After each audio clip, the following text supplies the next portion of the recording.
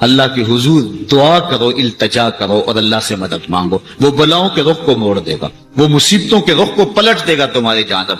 لیکن جب تم یہ مزاج نہیں رکھو گے تو مصیبتوں پر مصیبتیں آتی رہیں گی۔ حضرت موسیٰ علیہ السلام کے پیٹ میں درد کا احساس ہوتا ہے تو کوہ طور پہ چلے گئے، کیسے جلیل القدر نبی تھے، اللہ سے ڈائریکٹ رابطے تھے، اور جا کے کہا مالک میرے پیٹ میں درد ہو رہا ہے۔ اللہ اکبر۔ گھر کے نجی معاملے بھی رب سے ڈسکس کرتے تھے، اور کوئی جو ہے وہ ایسی چیز ہوتی وہ بھی رب سے ہی عرض کرتے تھے۔ کہا میرے مالک میرے پیٹ میں درد کا احساس ہو رہا ہے، دوائی کی پوری لینی ہے تو وہ بھی جا کے کوہ طور سے رب سے ہی لیتے تھے۔ تو اللہ تعالیٰ فرمایا فلان جنگل میں چلے جاؤ، وہاں اس شکل کے پتوں کی ایک بوٹی ہے، اس کو توڑو نچوڑو، اس کا پانی پیو، تمہیں شفا مل جائے گی۔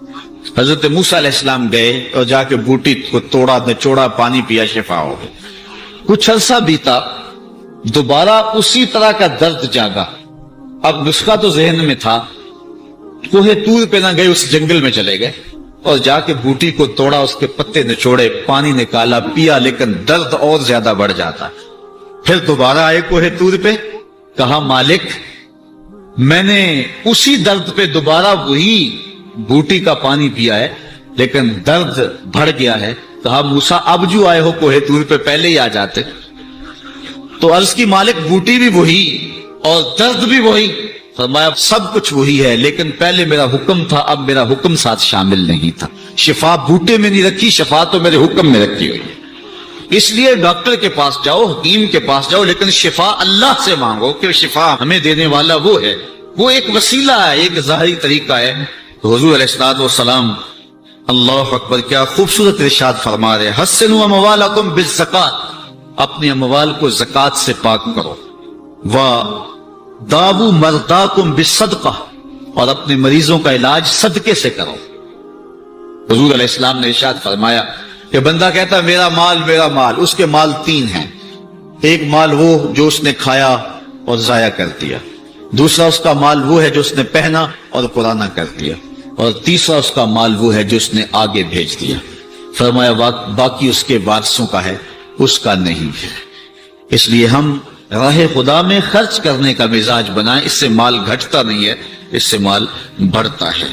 بلکہ جب راہ خدا کے اندر ہم خرچ کرتے ہیں تو ہمارا جو دوسرا مال ہے وہ بھی پاک ہو جاتا ہے۔ اللہ کے محبوب کا ایک فرمان سنیے جس کو حضرت حسن بصری رضی اللہ تعالیٰ عنہ بیان کرتے ہیں، حسنوا اموالکم بالزکات وداووا مرضاکم بالصدقہ واستقبلوا امواج البلاء بالدعاء والتضرع۔ فرمایا کہ اپنے مال کو، اپنے اموال کو زکات سے پاک کرو اور اپنے مریضوں کا علاج صدقے سے کرو، اور جب مصیبتیں اور بلائیں تمہارا رخ کریں تو پھر دعا سے اور اللہ کے حضور زاری سے اللہ کی مدد چاہو۔ آج ہم صدقے کا مزاج بہت کم کر چکے ہیں۔ کسی زمانے میں ایسا ہوتا تھا کہ جب کوئی بیمار ہوتا تھا تو سب سے پہلا کام لوگ یہ کرتے تھے کہ صدقہ دیا کرتے تھے، ڈاکٹر کے پاس پھر جایا کرتے تھے، حکیم کے پاس پھر جایا کرتے تھے، سب سے پہلے اس کی جان کا صدقہ دیا کرتے تھے۔ صدقہ قضا کو بدل دیتا ہے، تقدیر کو بدل دیتا ہے۔ صدقہ سے اپنے مریضوں کا علاج کرو۔ اصل ڈاکٹر کے پاس جانا، علاج کروانا سنت ہے، اس کی ممانعت نہیں ہے، لیکن یہ بات ہمیشہ ذہن میں رکھیے گا کہ ڈاکٹر کے پاس دوا ہے، شفا نہیں ہے۔ شفا اللہ کے دستے کرم میں۔ اس لیے جب بھی بیمار ہو جاؤ تو پہلے صدقہ کرو اور پھر ڈاکٹر کے پاس جاؤ۔ اللہ اس صدقے کی، شیخ سعدی نے لکھا ہے، مطاف کے اندر کنکروں پر پیشانی رکھ کے ایک بندہ زاروں کے طرح رو رہا ہے اور کیا کہتا ہے، اللہ مجھے معاف کر دے ورنہ قیامت کے دن مجھے نابینا اٹھانا، تیرا کیا تیرے بندوں کا سامنا بھی نہیں کر پاؤں گا۔ اتنے درد سے روتا ہے کہ چلنے والوں کے قدم رکتے ہیں۔ سر پہ کپڑا ڈالا ہے، زاروں کے تار، سسکیاں لے لے کے، ہچکیاں لے لے کے روتا ہے۔ کوئی اس کے پاس کھڑا ہو گیا، اس کی کمر پہ ہاتھ پھیر کے کہتا ہے، حوصلہ رکھ، اللہ بڑا کریم ہے، اللہ معاف کر دے گا۔ خیر جب وہ شخص رو رو کے آہوزاری کر کے اپنے رب کی حضور یہ تمنائیں کر کے اٹھ کے جانے لگا تو اس شخص کو شوق تھا کہ میں دیکھوں یہ ہے کون۔ اتنا خوف خدا، اتنا ڈر رہا ہے، پتہ نہیں کون ہے، کیا گناہ کر بیٹھا ہے.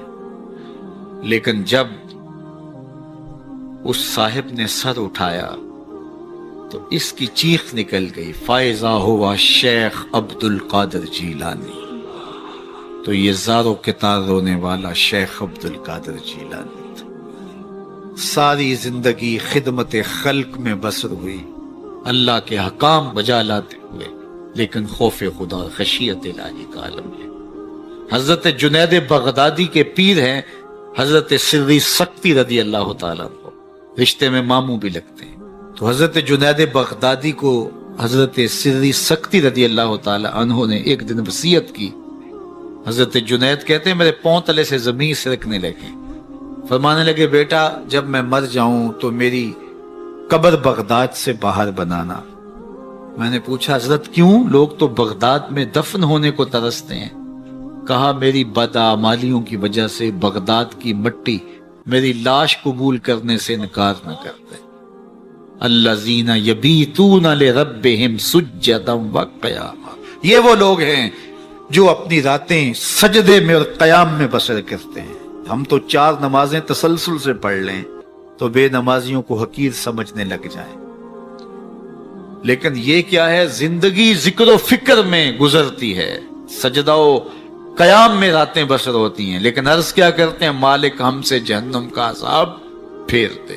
آؤ میں اور آپ اپنے گریبان میں جھانکیں، اپنے من میں اتریں. اللہ نے ہمیں کتنی نعمتیں عطا کی ہیں، کیا کچھ نہیں عطا کیا. ہماری راتیں کیا قیام اور سجدوں میں بسر ہوتی ہیں. ہماری 5 نمازیں بھی پوری ہیں. اگر ہماری 5 نمازیں بھی پوری نہیں اور سجدہ و قیام بھی ہمیں نصیب نہیں ہے تو پھر افسوس ہے ہمارے جینے. جب کسی سے پیار پیدا ہوتا ہے تو پھر یہ آرزو مچلتی ہے کہ میں اس کے ہونٹوں سے سنوں کہ میں تم سے پیار کرتا ہوں. تو بندہ ہو کے پیار رب سے کرتا ہے تو پھر دل میں آرزو تو مچلتی ہے کہ کانوں میں کوئی نغمے رس گولے اور کوئی مجھے کہے کہ تم پیار کرتے ہو تو وہ بھی تم سے پیار کرتا ہے، تو زندگی کی ساری تھکن اتر جائے. تو کہا کہ یہ سننا چاہتے ہو نا، یہ آرزو ہے نا تمہاری، تمہارے رت جگے، تمہاری راتوں کی تنہائیوں میں سجدے، تمہارا دن رات رکوع قیام، اور تمہارا اس کے حضور پیچ و تاب اور اضطراب، اور زندگی کا یہ سارا تمہارا لف و نشر اس کی ذات کی رضا کے لیے ہے نا. تم چاہتے ہو کہ ہمارا رب ہم سے راضی ہو جائے. کبھی کعبے کے چکر کاٹ رہے ہو، کبھی پتھروں کو چوم رہے ہو، حجر اسود کو چوم رہے ہو، کبھی ملتزم پہ لپٹ لپٹ کے آہوزاریاں کرتے ہو، کبھی مطاف میں پیشانی رگڑتے ہو، اور کبھی حتیم میں روتے ہو. تم اسی تڑپ میں ہو نا. یہی بتانا چاہتے ہو نا کہ ہم تجھ سے پیار کرتے ہیں، یہی بتانا چاہتے ہو نا کہ ہم تجھ سے محبت کرتے ہیں. کبھی سحری کے وقت مصلی بچھاتے ہو، تمہارے آنسو مصلی میں جذب ہوتے ہیں اور مصلی بھیگ جاتا تمہارے آنسوؤں سے. کوئی دیکھ نہیں رہا ہوتا لیکن تمہارے دل سے یہ ہوک اٹھتی ہے، جس کے لیے یہ آنسو جذب ہو رہے ہیں وہ تو دیکھ رہے نا. تمہیں یقین ہوتا ہے لیکن محبت میں عجب تکرار کی خو ہے. کہو نا کہ مجھے تم سے محبت ہے، تو پھر یہ خو جو طبع کے اندر ہے، بندہ سننا چاہتا ہے، وہ بے تابیاں اسے تنگ کرنے لگ جاتی ہیں، اس کے اندر اداسیاں پیدا ہوتی ہیں کہ یار میں تو اس سے پیار کرتا ہوں، میں تو اس سے محبت کرتا ہوں، وہ بھی کرتا ہوگا، یہ تو یقیناً اس نے مجھے توفیق سجدہ نصیب تب کی ہے، لیکن میں بھی تو سننا چاہتا ہوں کہ وہ مجھ سے پیار کرتا ہے. میرے سجدوں کا مل ڈالا اس نے. اگر میں گلی گلی کی خاک چھانی اور نگر نگر گھوم کے اس کے حرم کے چکر کاٹے اور دیوانہ وار گھوما تو وہ بھی تو کہے مجھے تیرے چکر عاشق زار نظر آ رہے ہیں اور میں تجھے پسند کرتا ہوں، تو چکر کاٹ رہا ہے، میرے حرم کا طواف کر رہا ہے، میں تیرے اوپر رحمتیں نچھاور کر رہا ہوں. تو سننا چاہتا ہے بندہ کہ وہ بھی کہے کہ ہاں تیری محبت قبول ہوئی، تیری محبت مراد کو پہنچی. تو آواز آئی تم یہ چاہتے ہو نا کہ وہ بھی تم سے محبت کا اظہار کرے اور اعلان کرے، اور اس کی محبت کا تمہیں یقین تو ہے لیکن وہ مزید جو ہے وہ اذعان و یقین کے سانچے میں ڈھل جائے. تو کہا کہ یہ اگر تم چاہتے ہو تو تم ایک طریقہ بتاتا ہوں. تم محبت کا جواب چاہتے ہو، تم ان سجدوں کا جواب چاہتے ہو، تم طواف اور ان چکروں کا جواب چاہتے ہو، تو تمہیں بتاتا ہوں میرے رسول کی چوکھٹ پہ آؤ اور ان کی اتباع کرو، ان کی اتباع کرو۔ تم نکلے تو محبت کرنے تھے، تم عاشق زار بنے تھے، لیکن یحببکم اللہ، وہ خدا ہو کہ تم سے محبت کرے گا۔ اچھا، یہاں میں ایک اور جملہ کہنا چاہوں گا، اور وہ یہ کہ یہاں ذکر کیا گیا حضور کی اتباع کا، تو اتباع سے قبل بھی محبت، اتباع کے بعد بھی محبت۔ قل ان کنتم تحبون اللہ فاتبعونی یحببکم اللہ، یعنی اتباع سے پہلے بھی محبت، اتباع کے بعد بھی محبت۔ تو کوئی اتباع لالچ میں بھی ہوتی ہے، کسی غرض میں بھی ہوتی ہے کہ میں اس کی بات مانوں تو مجھے یہ ملے گا، لیکن کہا کہ تم نے میرے رسول کی اتباع ایسی کرنی جس کے آگے بھی محبت ہو، جس کے پیچھے بھی محبت۔ جب تم محبت کے دائرے میں رہ کے اتباع اور فرما برداری اور انقیاد اور اطاعت کے زمرے میں آ جاؤ گے تو پھر تم تو نکلے تھے رب سے پیار کرنے کے لیے، لیکن وہ رب ہو کے خود کہتا ہے میں اب تم سے پیار کرتا ہوں، اور درمیان میں اتباع میرے حضور کی آئی۔ یہ مائک جس کمپنی نے بنایا ہے، جب ہم مارکیٹ سے خرید کے لائے تھے تو اس کے ساتھ ایک چھوٹی سی بک بھی آئی تھی جس میں یہ بتایا گیا تھا کہ اس کو ہم نے استعمال کیسے کرنا ہے،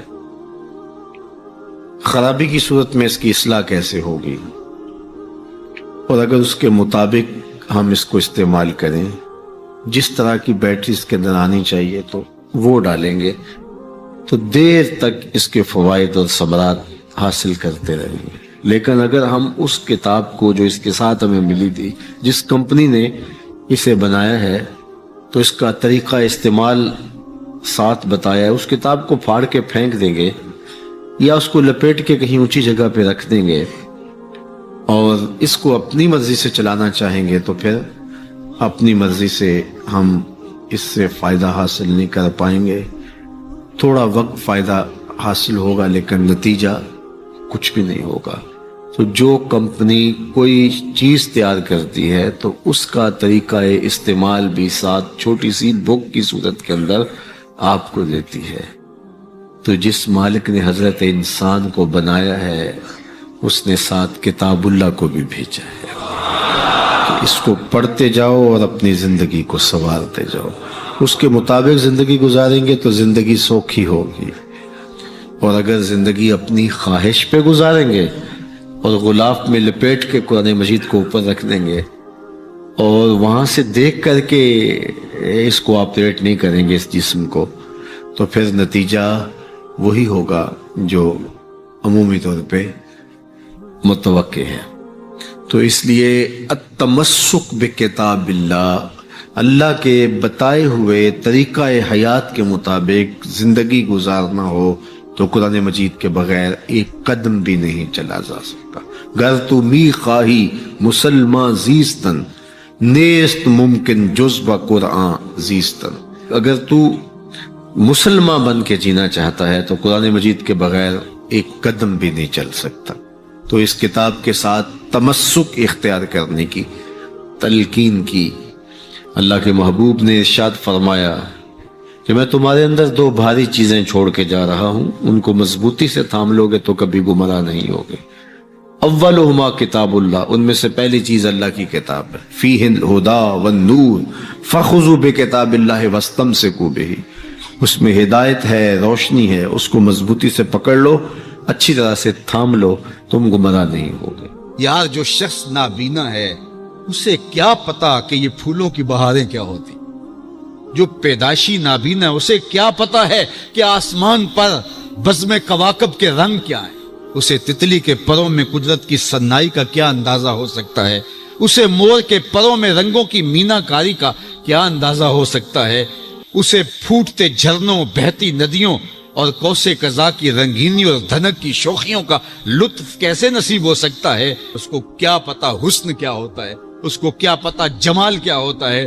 اسی طرح جس کے دل کی آنکھ اندھی ہے اسے کیا پتا ہے کہ جمال خدا کیا ہوتا ہے، اسے کیا پتا ہے کہ سجدے کی لذت کیا ہوتی ہے، اسے کیا پتا ہے رکوع اور قیام کا مزہ کیا ہوتا ہے، اسے کیا پتا ہے کہ روزے کا سرور کیا ہوتا ہے۔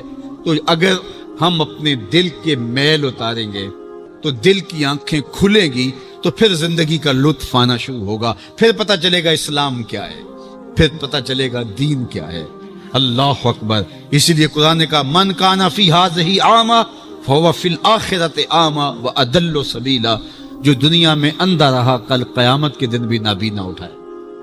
اس سے ان آنکھوں کی بے نوری مراد نہیں ہے، دل کی بے نوری مراد ہے۔ اقبال نے کہا تھا دل بینا بھی کر طلب خدا سے، کہ آنکھ کا نور دل کا نور نہیں، آنکھ کا نور اور ہے دل کا نور اور ہے۔ تو جس طرح آنکھ بے نور ہو جائے، آنکھ پر دھند، جالا، ککرے اور سفید اور کالا موتیا اتر آئے، تو ہم سب کچھ بیچ کر کے بھی آنکھوں کا نور خریدنے کی کوشش کرتے ہیں۔ تو یار کبھی اجڑے ہوئے دل کا بھی تو علاج کرواؤ۔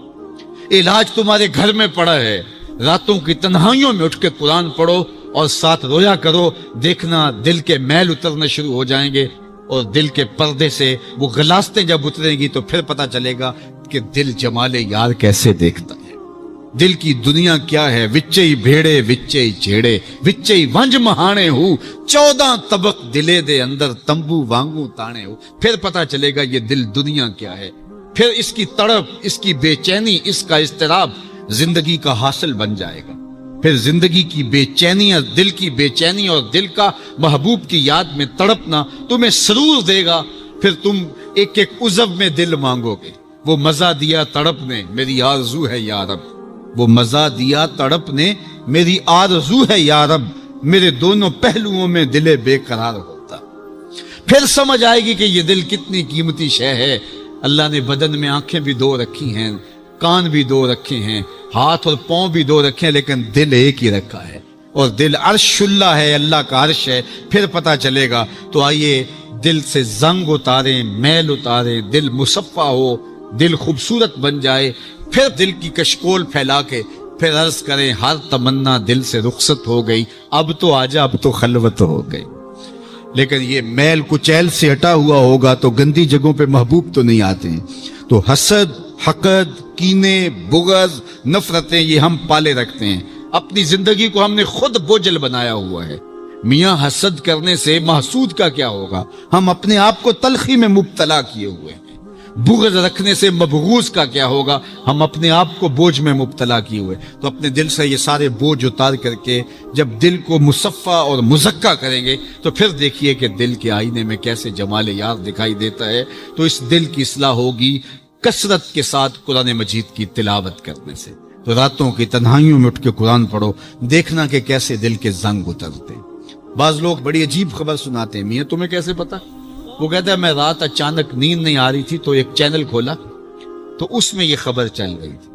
تو میں نے کہا تجھے نیند نہیں آ رہی تھی، تو نے چینل کھولا، کاش تو قرآن کھول کے بیٹھ جاتا، تجھے وہ دکھائی دیتا کہ تیرا اندر تیرا باہر روشن ہو جاتا۔ تو راتوں کی تنہائیوں میں اٹھ کے قرآن مجید پڑھنے کا مزاج پیدا کریں، اپنی صبح کا آغاز قرآن مجید کی تلاوت سے کریں، اپنے دن کو سمیٹیں، سونے کی تیاری کریں، سورہ ملک سے اپنے معاملات کو سمیٹیں۔ یہ چند دن کر کے دیکھ لیں۔ اور اگر آپ کو معاشی مسائل ہیں، مشکلات ہیں، تو سورہ واقعہ اس کے لیے اکسیر ہے۔ صرف 3 رکوع ہیں، اتنی اکسیر کہ جس کی زندگی میں سورہ واقعہ آ گئی وہ مشکلات میں مبتلا نہیں ہوتا، اللہ اس کے لیے رزق کے دروازے کھول دے۔ مدینے کی گلی سے میرے حضور کا گزر ہوا، ایک ایسا مکان بن رہا تھا جس طرز کے مکان کو حضور پسند نہیں کرتے۔ تو پوچھا یہ کس کا مکان ہے؟ کہا فلاں انصاری کا۔ حضور گزر گئے، کسی نے اس کو جا کے بتایا حضور تیری گلی سے گزرے تھے، تیرے مکان کو دیکھا، شاید حضور کو پسند نہیں آیا۔ چہرہ بتا رہا تھا حضور کا کہ تیرا مکان اچھا نہیں لگا۔ انہوں نے کدال لیا اور مکان زمین کے برابر کر دیا۔ چند دن کے بعد حضور کا پھر گزر ہوا تو دیکھا کہ مٹی کا ڈھیر پڑا ہوا ہے، ملبہ پڑا ہوا۔ کہا اس شخص کو بلاؤ، بلایا گیا، کہا میں گزرا تھا، تیرا مکان بن رہا تھا، اب مٹی کا ڈھیر پڑا ہے۔ حضور میں نے گرا دیا۔ فرمایا کیوں؟ عرض کی سنا تھا آپ کو پسند نہیں، سنا تھا آپ کو پسند نہیں۔ میں اور آپ اپنے اندر اترے اور دیکھیں ہمارا کیا کیا حضور کو پسند۔ محمد دی زیارت محمد دے رنگ وچ، اے ٹھگ بازیاں جانے پیارا صلی اللہ علیہ وسلم۔ جب ان کے ہوئے تو پھر اپنی خواہش رہی کہاں؟ اپنی رضا کو محبوب کی رضا میں فنا کر دینے کا نام ہی تو محبت ہے. تیرے ہندیاں سندیاں محبوبہ میں کافر ہواں جے میں ہواں، اپنی نفی کرنے کا نام ہی تو محبت ہے. لیکن میں اپنی خواہشات کا پتلا ہوں اور عاشق رسول بھی ہوں. کیسی عجیب کہانی ہے. میں اپنی آرزوؤں کا بندہ بھی ہوں اور عاشق رسول ہوں. کیسی عجیب کہانی ہے. جب ان کے ہو گئے پھر اپنا کچھ نہ رہا. محبوب کی رضا میں اپنے آپ کو گم کرنے کا نام محبت ہے. جب ان کے ہوئے تو پھر زندگی کا جمال، زندگی کا نور نصیب ہوا، زندگی کی حقیقتیں ہاتھ آ گئی. میں عاشق رسول کہلاتا ہوں، حج اور عمرے بھی کرتا ہوں. میں 1.25 لاکھ مرتبہ جو ہے وہ ہر ہفتے میں درود بھی پڑھتا ہوں. میں محفل میلاد کرواتا ہوں، پوری دنیا کے نعت خواں جمع کرتا ہوں، لیکن حضور کی سنت چہرے پہ سجانے کی توفیق نہیں ہے. مجھے حضور علیہ الصلوۃ والسلام کے بتائے ہوئے طریقے کو اختیار کرنے کی ضرورت نہیں ہے. صاحب سوچیں کہیں آپ اپنے آپ سے دھوکہ تو نہیں کر رہے. ان سے تو نہیں کیا جا سکتا. ان سے دھوکہ کون کرے؟ وہ تو جانتے ہیں کون کہاں کھڑا ہے. میرے حضور بولے یاری لا تو پاک نبی سنگ اے پر پوری یاری. یاری لا تو پاک نبی سنگ اے پر پوری یاری. پھر درود قبول ہے تیرا لکھ نہ لو ایک بار. پھر نہ لاکھ مرتبہ پڑھنا، ایک بار ہی پڑھ لینا وہ بھی قبول ہے. اشہد بلال عند اللہ اشہد، پھر بلال کا اشہد بھی قبول ہے. وہ چہرہ اور چہرے کا دل نہیں دیکھتے، بندے کا دل دیکھتے ہیں. تو جب تم اپنے باطن کو حضور کے نام پہ لگاؤ گے تو پھر ایک ایک عمل ان کی سنت کی اتباع میں. یہ صوفی کی علامات ہیں. رنگ برنگے کپڑے پہن لینے سے صوفی نہیں بنتا. مختلف رنگوں کے پٹکے باندھ لینے سے صوفی نہیں بنتا. صاحب بھنگ گھوٹ کر پینے سے صوفی نہیں بنتا. ڈھول کی تھاپک پر ناچنے اور رقص کرنے سے صوفی نہیں بنتا. مختلف تصوف کی اصطلاحات کو یاد کر لینے سے صوفی نہیں بنتا. محمد عربی کی غلامی سے صوفی بنتا ہے. حضور کی چوکھٹ کی فقیری سے صوفی بنتا